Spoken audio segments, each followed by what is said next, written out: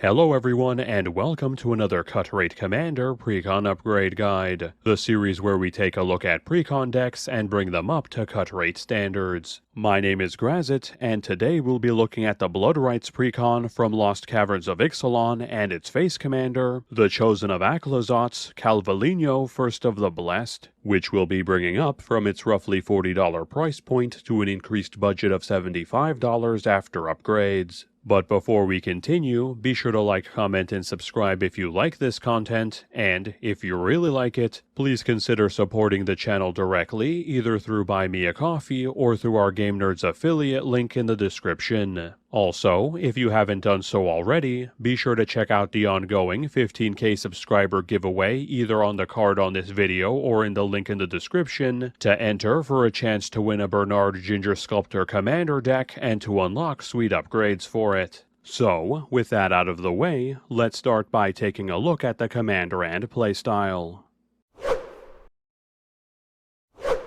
Clavileño, First of the Blessed, is a 2/2 vampire cleric that costs 1 and Orzhov that has the following ability. Whenever we attack, target attacking vampire that isn't a demon becomes a demon in addition to its other types. It gains, when this creature dies, draw a card and create a tapped 4/3 white and black vampire demon creature token with flying.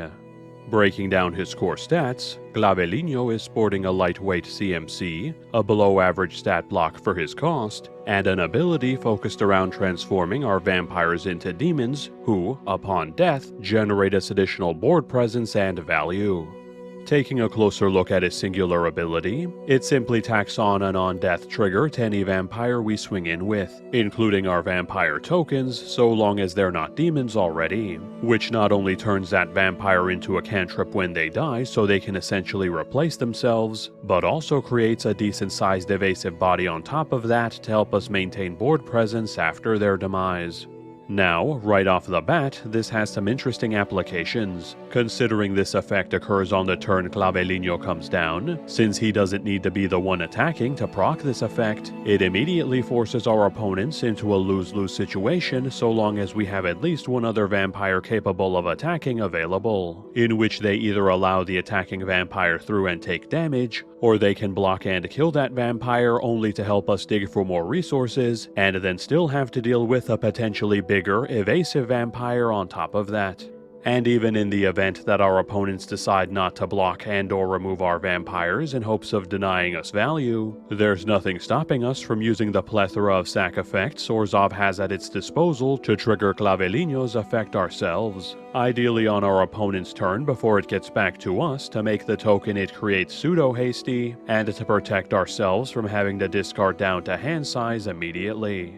That said, this ability does have one glaring weakness, and that is that it is slow. On his own, Clavileño is only going to be able to apply it to, at most, 1 vampire per rotation, which realistically isn't going to be generating us a whole lot of value. That said, there are a handful of ways we can remedy this, such as by copying his triggered ability so it procs more often to make our vampires into demons faster, or by simply doubling our death triggers themselves to get double the draw and bodies off of our vampires as they die off, both of which should be considered if we want to get more mileage out of our commander. So, as we can see based on his abilities, Clavileño is a mix between a vampire tribal commander and an aristocrat's commander, aiming to generate value and increasing our board presence as our vampires die off, whether it be us or our opponents that kill them. And the core build certainly provides the tools to enable that game plan, providing us with plenty of fantastic new and reprinted vampires to be turned into demons by our commander, many of which also contribute to the aristocrat's game plan by being sack outlets to proc our death triggers without having to rely on our opponents, on death payoffs to generate us more value as our vampires die off, or being capable of returning our vampires to the battlefield so we can continue generating value from them,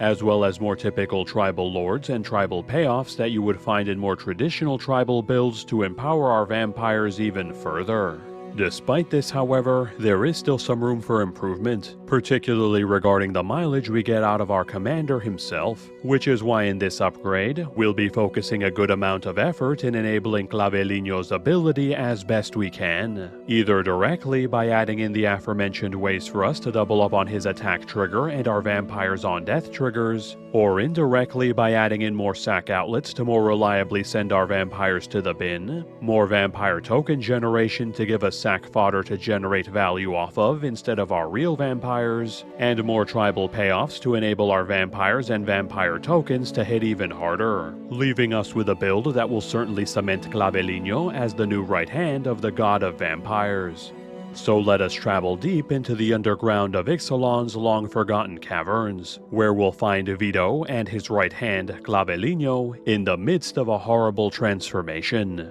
They had finally done it. They had found what had been imprisoned for so long, that which had called out to them, the true progenitor of the vampires of Ixalan, Aclazotz, and they freed him from his prison. And this was their reward. The pain was unimaginable, their bones snapping, their muscles tearing, being reformed into the image of their new master. But they endured, even as their fingers broke and reformed themselves into claws, even as their jaws fractured and contorted into sharp-toothed maws, even as their backs split open in a shower of gore to release fully formed wings. Yes, they would be a new breed, a superior breed of vampire, no longer bound to the false teachings of the Church of the Dusk Rose. No, they, alongside their true master, would restore their race to their rightful glory and usher in an age of ever-flowing blood. So, now that we know a bit more about the commander and playstyle, let's jump straight into the upgrades. So, as we briefly touched upon going over Clavileño's ability, the major issue our commander suffers from is only being able to use his ability on up to one vampire per rotation. So the first thing we'll be doing in order to fix that, we'll be adding in some additional ways for that ability to proc more often. As such, we'll be cutting the protection sources Swiftfoot Boots and Kindred Boon, which in a more traditional tribal build we would certainly run as a way for us to protect our commander and or other creature-based sources of tribal payoffs, but are less effective here since we generally benefit from our creatures dying anyway due to our commander's ability and a plethora of on-death payoffs, so we'll be giving their spots to Strionic Resonator and a Lithoform Engine, both of which enable us to copy Clavileño's ability as it triggers to convert our vampires into demons at double the rate, as well as allowing us to copy the various other triggered abilities possessed by our other tribe members or on-death payoffs, with the latter also allowing us to copy our instance sorceries and even our permanent spells to get even more value out of them if we have the mana to spend. We'll then also be swapping out the +1/+1 centric Blood Tracker and the tribal reanimating Bloodline Necromancer, both of which are okay but are surpassed by better options already included in the base build in both of their respective departments, in order to make room for Teysa Karlov and Drivnod Carnage Dominus, each of which double all of our death triggers to not only get double the draw and token bodies out of the vampires converted by Clavileño, but also let us generate double the value from all of the deck's other on-death payoffs. And that's on top of the additional utility they bring to the table via either empowering all the tokens we create to make them even deadlier in the former's case, or by simply making itself harder to interact with to ensure it sticks around for longer in the latter's. Then, moving on to supplementing the core build's admittedly decent selection of sack outlets, so that we can more consistently proc our own death triggers if our opponents refuse to kill our creatures, we'll start off by adding an in-tribe way to do so by removing Dusk Legion Zealot,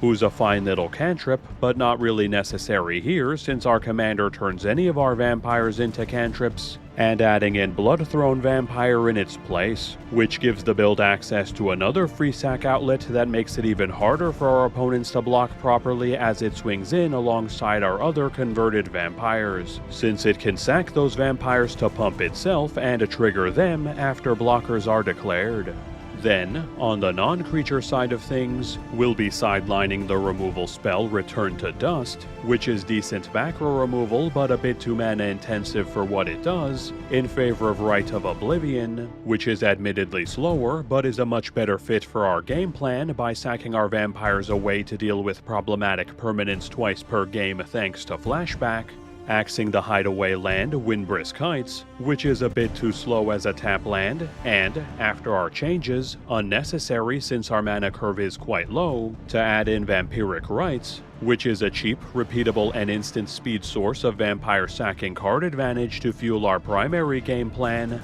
that, as a bonus, also gains us life to proc the handful of life gain matters payoffs that retain their positions in the final build, and lastly, cutting the outright bad land Temple of the False God for the infinitely more useful High Market, which again helps trigger both our on-death and life gain payoffs, all from the comfort and convenience of our land slot.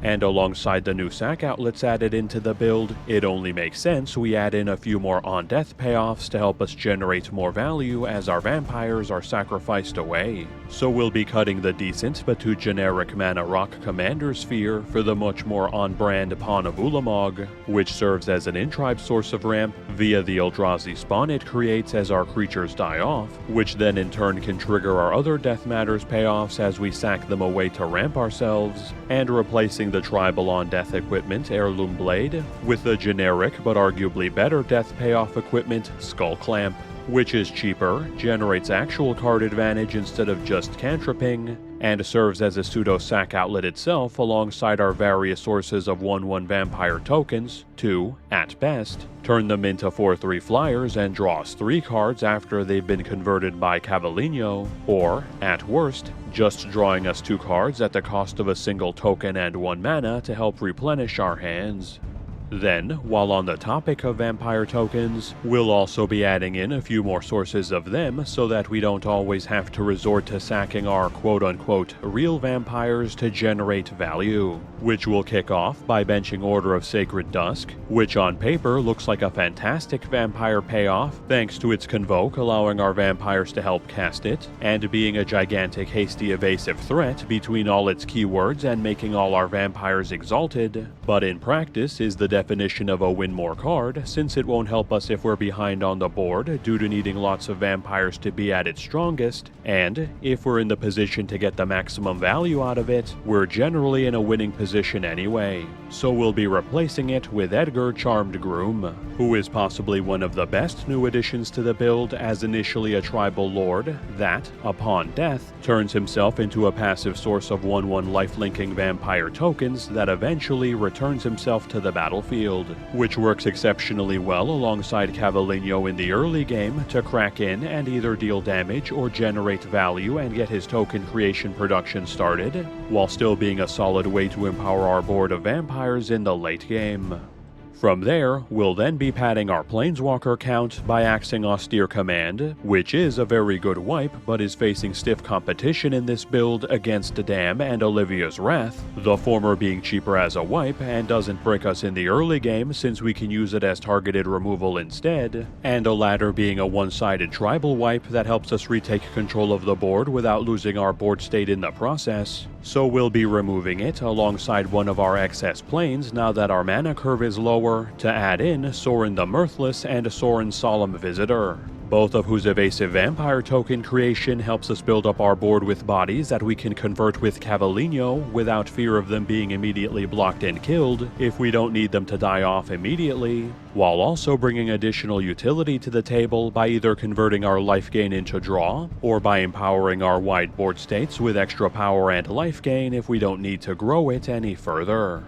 And then, as our last new vampire token creating addition, we'll be cutting the one-time on-death token creating vampire Martyr of Dusk in favor of the new Preacher of the Schism, which either provides continual vampire token production or draw as it swings in depending on our life totals, generally providing Clavileño with plenty of new token bodies to convert or helping us dig for more resources, either of which we're fine with. So, with the last of our new vampire token creating entries covered, we'll move on to some new in-tribe ways we'll be adding to empower them alongside our other vampires so they can hit even harder, in which we'll be cutting Vana, Butcher of Magan, whose removal is decent but slow and costs a bit too much life outside of a dedicated life gain build, being replaced by Captivating Vampire, who's cheaper, empowers our board, and still serves as repeatable removal via its instant speed theft effect that works very nicely alongside our high volume of vampires and vampire tokens, and the decent but bit too graveyard focused Nighthawk Scavenger losing its spot to Markov Baron, another tribal lord to help empower our board that, as further upside, lets our vampires help cast it thanks to Convoke to help free up our mana to cast other spells. And then, closing out the new vampire blood we'll be adding to the build, we'll be swapping out Radiant Destiny, which has been made redundant in this build due to our various new tribal lords, to swap in Forerunner of the Legion, which helps bolster our build's consistency as a tribal tutor, to ensure we can fetch up our various in-tribe game plan enablers whenever we may need them.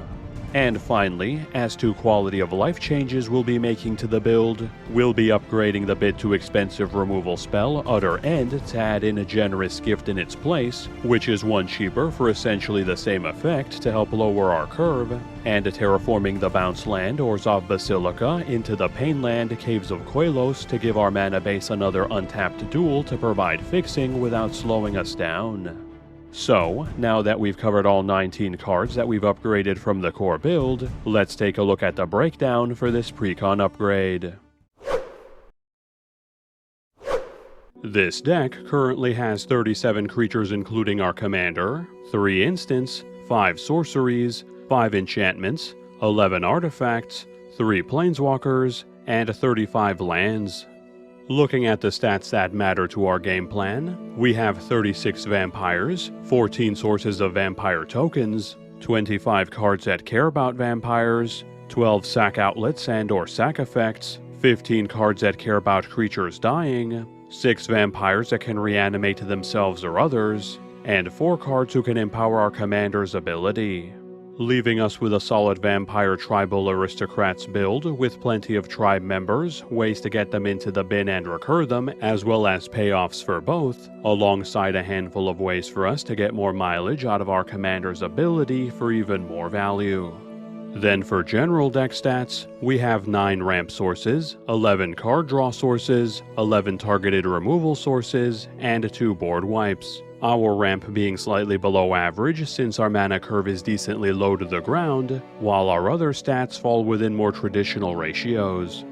Looking at our mana curve, we have 10 1-drops, 19 2-drops, 15 3-drops, 11 4-drops, 5 5-drops, 3 6-drops, and 1 7-drop, leaving us with a lighter weight curve that aims to drop cheap vampires early, followed by Clavileño so we can begin swinging in with them and converting them into demons. Then from there, it's just a matter of either our opponents blocking and killing our vampires, or us sacking them away ourselves so we can generate more board presence, life drain, and value, either through their own granted death triggers or through our various Death Matters payoffs, whittling down our opponents while we accumulate more and more resources until our opponents are drained dry by our demonic vampire horde.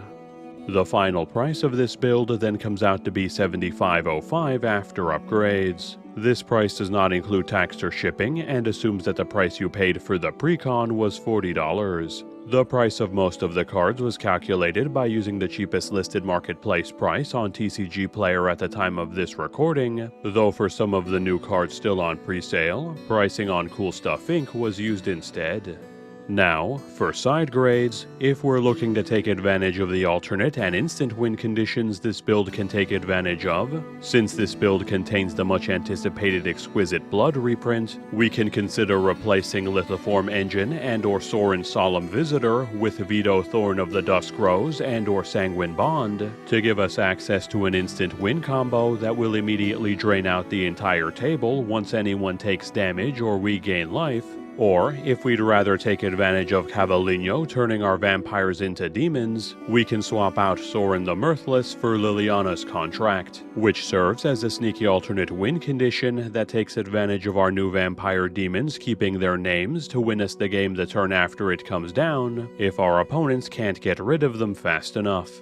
Then for additional upgrades, we can instead consider replacing Sorin Solemn Visitor with Sorin Imperious Bloodlord, who can make sure any of our newly converted demon vampires can take down any blocker that gets in their way via granting them Death Touch, can sack them himself to proc them in our death triggers while turning them into removal, and can even cheat our higher CMC vampires from our hand directly into play. Sorin the Mirthless can be swapped out for Bloodline Keeper, who starts off as a steady stream of evasive vampire token bodies that eventually turns into a powerful vampire lord to empower all our vampires even further, and Terraforming Rogue's Passage into Phyrexian Tower, which gives us access to another sack outlet from our land slot, this one being capable of ramping us to help us cast the spells we draw into even faster. And lastly, if we want to add some more tribal flair to our land base, we can always replace one of our basics with Cavern of Souls to give us more fixing to help us cast our vampires that, thanks to various reprints, no longer costs us an arm and a leg, generously letting us choose which one we get to keep.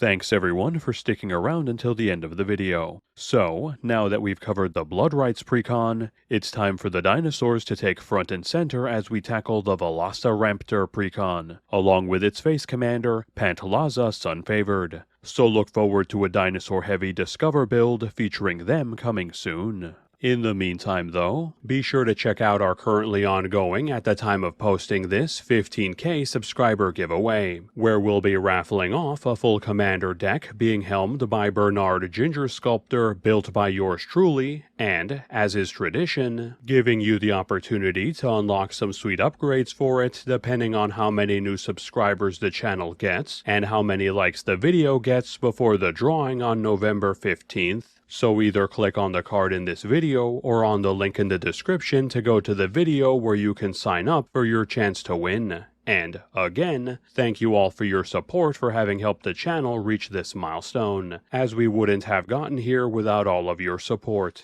And lastly, before we close out, be sure to like, comment, and subscribe if you haven't done so already, as this channel can't continue to grow without your support. And if you're feeling particularly generous, feel free to keep me caffeinated via buying me a coffee at the link in the description, or alternatively, use our Game Nerds affiliate link in the description if you're looking to purchase sealed MTG product, accessories, board games, or any of their other wide selection of products at low prices that include free shipping for orders over $75, and a rewards program that builds up store credit over time as you make your purchases. And if any of you would like to support the channel in a different way, feel free to check out the other deck techs floating around my head if you'd like to see the latest builds, or click on the link above for a playlist of all the Cut Rate Commander episodes I've made so far. And with that, have a good one folks, and stay safe.